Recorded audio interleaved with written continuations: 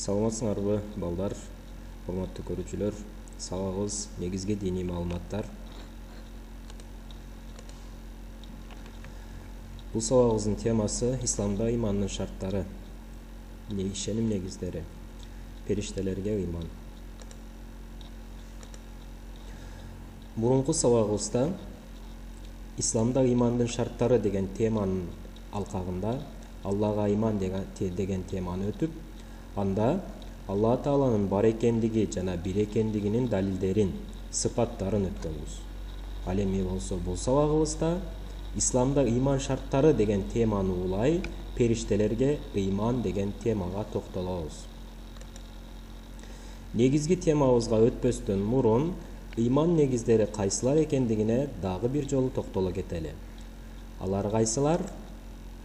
Аллага ыйман келтирүү, периштелерге ыйман келтирүү, ыйык китептерге ыйман келтирүү, пайгамбарларга ыйман келтирүү, акыретке ыйман келтирүү жана тагдырга ыйман келтирүү.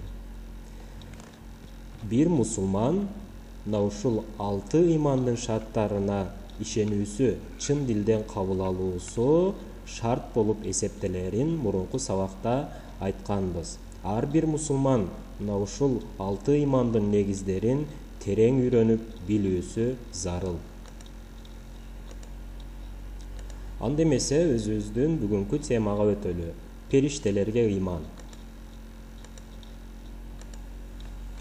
Периште деген эмне жана кандай өзгөчөлүктөргө ээ?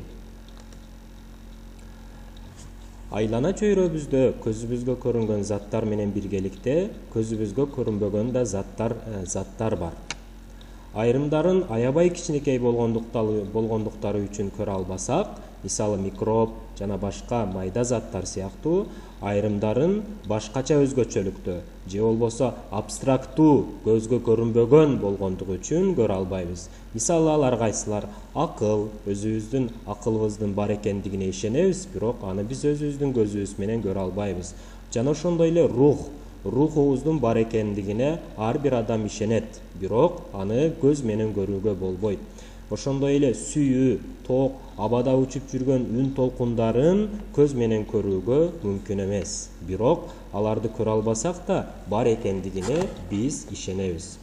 Ошолор сыяктуу бар болгондугуна карабай, биздин көзүбүзгө көрүнбөгөн заттардын, жандыктардын бири булар периштелер.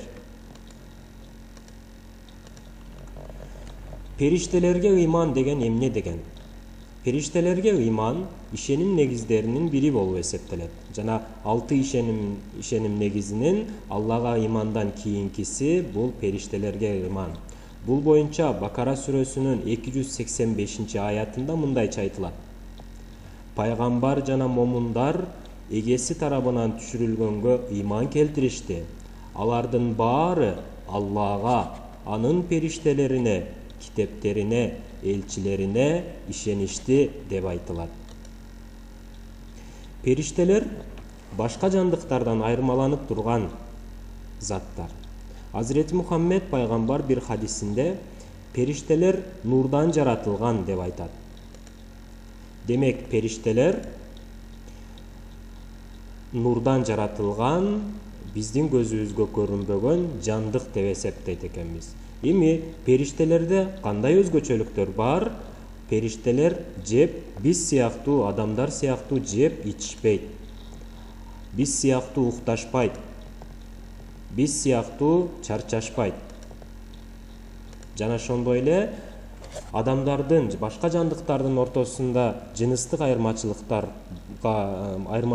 болсо, ал эми периштелерде жыныстык айырмачылыктар болбойт. Алар эркек жана аял, бала жана кыз деп бөлүнбөйт. Алланын бардык буйруктарына моюн сунушат жана күнү-түнү Аллага сыйынышат. Мисалы, адамдар 5 убак намаз менен Алла Таалага сыйынган болсок, ар кандай ибадаттар менен сыйынган болсок, ал эми периштелер да ушул сыяктуу күнү-түнү Алла Тааланы аруулашып сыйынышат. Алар эч качан Алланын буйруктарынан чыгып күнөө иштешпейт. Мисалы, адам адамга акыл деген өзгөчөлүк берилген. Мына ошол акыл жана ошондой эле тандоо өзгөчөлүгү менен адам өзүнө туура жана туура эмес жолду тандап аткара алат. Ал эми периштелерде мындай өзгөчөлүктөр болбогондуктан Алланын буйруктарынан эч качан чыкпайт жана алар күнөө иштешпейт. Андан кийин кайсыл иш үчүн жаратылган болсо, ошону гана аткарышат. Куранда бул боюнча Алланын алдындагылар, башкача айтканда периштелер, текеберденишпейт жана ибадат кылуудан чарчашпайт. Алар Алланын күнү түнү чарчабастан аруулашат деп айтылат. Алар аябай ылдам жана күчтүү болушат. Биздин күчүбүз, биздин ылдамдыгыбыз чектелүү болсо, периштелерде мындай чек жок. Бир эле убакта асман жерди кыдыра алышат. Бул боюнча Маарич сүрөсүнүн 4-аятында периштелер жана рух 50.000 жылдык узактыктагы аралыкка бир күндө барып келишет деп айтылат. Кийинки өзгөчөлүгү периштелер келечекти көрө алышпайт. Бул боюнча Куранда айткын, жерде жана көктө келечекти Алладан башка эч ким көрө албайт деп айтылат.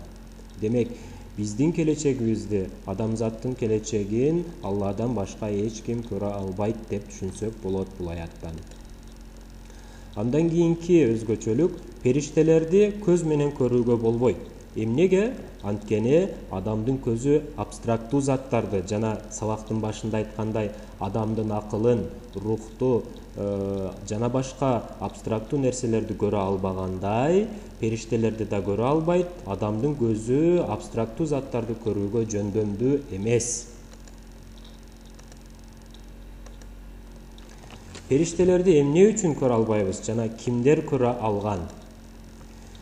Периштелер нурдан жаратылгандыктан аларды биз көрө албайбыз. Анткени адамдын көзү баштада айткандай абстрактуу нерселерди көрүүгө мүмкүнчүлүгү жетпейт. Периштелер пайгамбарларга көрүнгөн. Бирок пайгамбарлар периштелерди негизи турпатын эмес, адам турпатында көрүшкөн. Периштелердин өзүнүн негизги турпаты туурасында Алладан башка эч ким билбейт, аны эч ким көргөн эмес. Пайгамбарларга көрүнгөн, бирок пайгамбарларга дагы адамдын турпатында көрүшкөн. Мисалы, периштелер инсан турпатына кирип, Азирети Ибрахим пайгамбарга уулду болоорун сүйүнчүлөп келишкен. Азирети Ибрахим пайгамбарга көрүнгөн.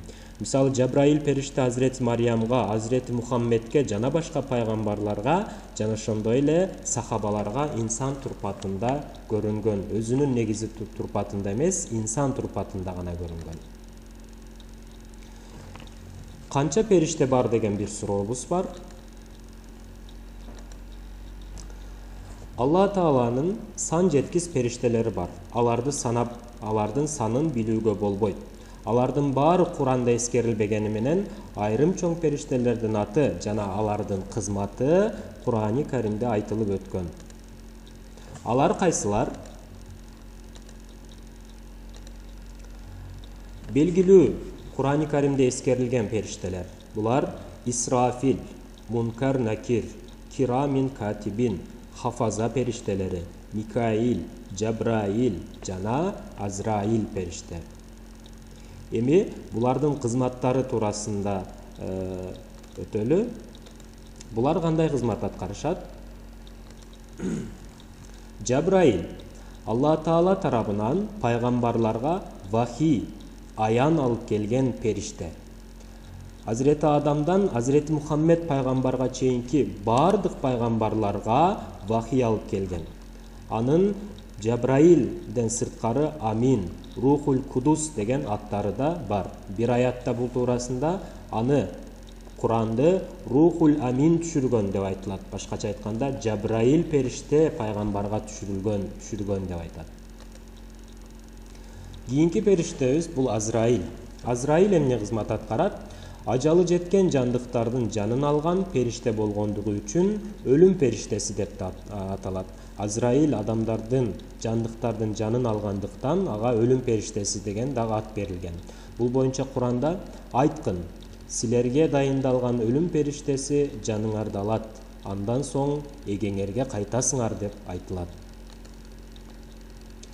Кийинки периштебиз бул Микаил. Микаил табиатта жамгыр жаайт, кар жаайт туурабы? Мына ошол табиятты жана жандыктардын ырыскысын көзөмөлдөгөн периште бул Микаил периште. Bir ayatта мындай деп айтылат: Kimde kim Allah'a, periştelerine, paygambarlarına, Cebrail'ge, Mikail'ge düşmanlık kütse bilip koysun. Allah da kapırlardın düşmanı. Demek Mikail tabiatты başkargan, жандыктардын ырыскысын көзөмөлдөгөн периште. Жамгырдын жаалышы, кар жаашы, ар кандай табият окуяларын Микаил периште көзөмөлдөйт экен. Андан кийинки бул Исрафил. Сур деген кернейди үйлөй турган периште.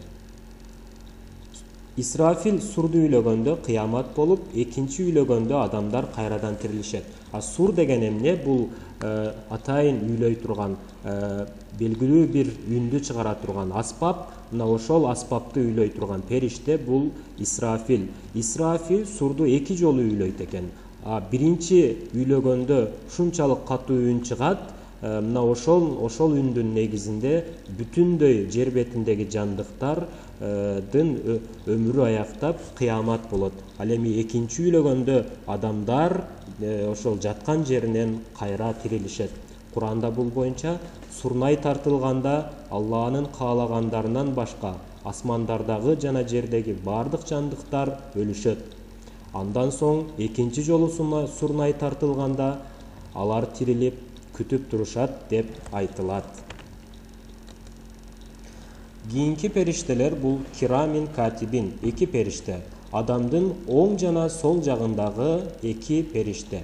Булардын кызматы кандай? Оң жактагы периште адамдын жакшы амалдарын жазып турса, сол жагындагысы жаман амалдарын жазып турат, күнөө иштерин жазып турат. Ал эми оң жактагысы сооп иштерин. Бул периштелер кыяматта жазгандарына күбөлүк беришет. Мен ушул адамдын мына ушундай иштерин жаздым, мындай жаман иштерин жаздым, мындай жакшы иштерин жаздым деп күбөлүк беришет. Бул боюнча Куранда силерге көз салып тургандар бар. Алар ардактуу жазуучулар, алар эмне кылганыңарды билип турушат деп айтылат. Кийинки периштелер булар хафаза периштелери. Хафаза араб тилинде коргоо дегенди билдирет. Демек, Алла Тааланын буйругу менен инсандарды жамандыктардан коргоп турган периштелер бул хафаза периштелери. Алар боюнча Куранда анын алдыңкы жана арткы тарабында Алланын буйругуна ылайык коргоп турган көзөмөлчүлөр, периштелер бар деп айтылат. Бул жерде анын деген ата тооч бул адамдын деген мааниге келет. Кийинки периштелер булар Мункар Накир. Адамды кабырда суракка ала турган эки периште. Мункар Накир деп аталат. Демек, периштелер өзүнүн кызматы менен биргеликте ар дайым Алла Таалага ибадат кылышат. Анын буйругунан эч качан чыгышпайт. Андан сырткары адамдарга жардам беришет, адамдар үчүн ар дайым дуба кылып турушат. Периштелер адамдарды ар дайым жакшылыкка чакырышат. Ошондуктан алар жакшылыктын символу катары эсептелишет. Эми периштелерге ыйман келтирүүнүн кандай пайдасы бар? Куранда ыйман туурасында сөз кылынганда, анын аркасынан сөзсүз түрдө жакшы амал, пайдалуу иштер туурасында да айтылат. Демек, мусулмандар бир нерсеге ишенүү дегенде, анын аркасынан жакшы иш аткаруу деп түшүнүшөт. Ишеним мусулманды ар дайым жакшы иштерге үндөйт. Мына ошондой эле периштелерге ыйман да адамды ийкемдүүлүккө, Аллага болгон сүйүүнүн артышына, күч-кубатты туура колдонууга, туура жерде, туура багытта колдонууга, ибадат кылууга, сооп иштерди аткарууга түртөт. Ар бир амалы өзүңүздөр ойлонуп көрүңүздөр. Ар бир амалы жазылып тургандыгын билген бир мусулман ар бир ишти аткараарда сөзсүз түрдө 10 жолу ойлонуп, анан туурасын жасайт. Алла Таала адамды эч качан бош таштабагандыгын ар дайым сезип турат.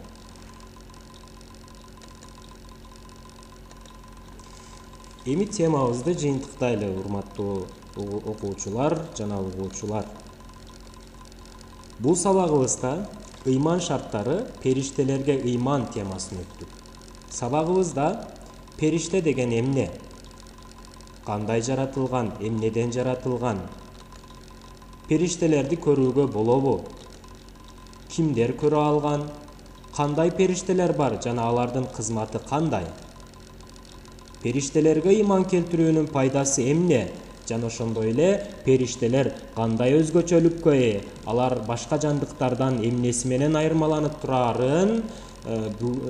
турарын бүгүнкү сабагыбызда үйрөндүк деген үмүттөмүн. Кийинки сабагыбызда темабызды улай ошол исламда ыйман шарттарын улай пайгамбарларга ыйман темасын өтөбүз.